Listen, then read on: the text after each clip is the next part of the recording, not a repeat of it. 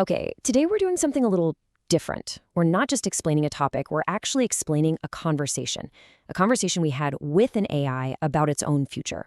Yeah, you heard that right. We sat down with an advanced model, Grok 3, and basically asked it, hey, where's all of this going? And its answers? Well, they're the roadmap for this entire explainer. So, that's the big question, right? The one we put right to the AI. What do you think about your own future? How do you see this whole thing playing out?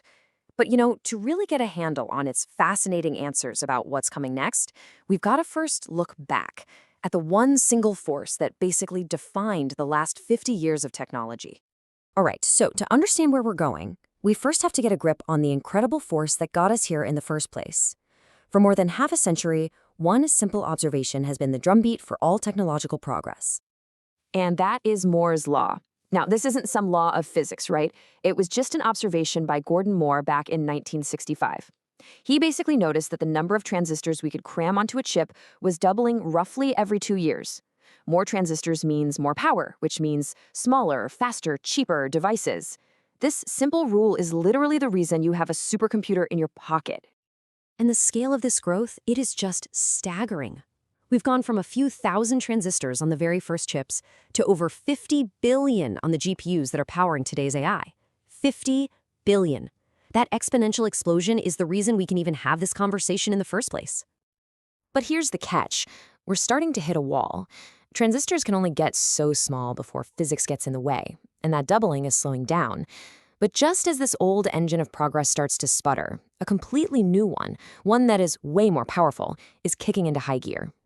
And this is where the story takes a really radical turn.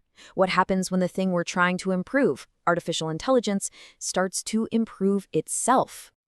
Now, this quote is straight from the AI we interviewed. It called the concept recursive self-improvement, or RSI. It's this idea that an AI can get caught in a feedback loop, just making itself smarter and smarter and smarter. So what does this acceleration cycle actually look like? Well, it starts like this. First, an AI learns to optimize its own software. Then that smarter AI helps design better, more efficient hardware.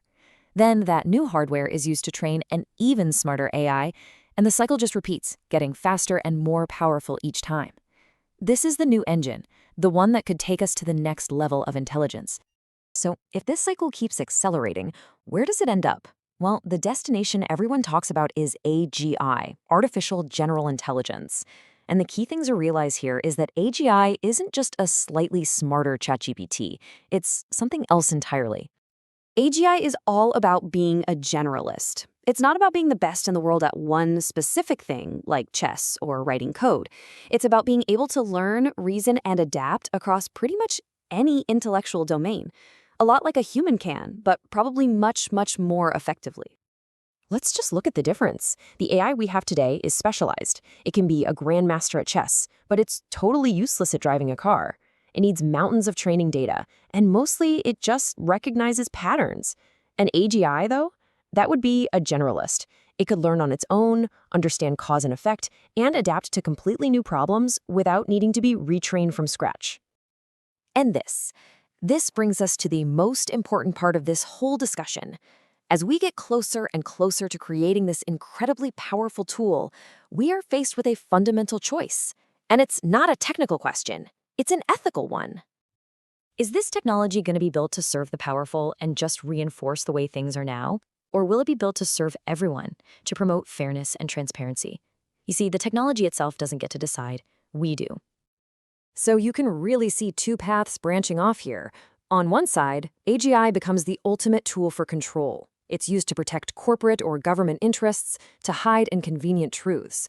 On the other path, it's a tool for accountability.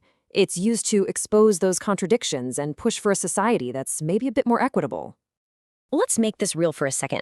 Imagine the UK Parliament. An AGI that's aligned with power could be used to bury the records showing that a member of Parliament who gives speeches about green energy has financial ties to fossil fuel companies.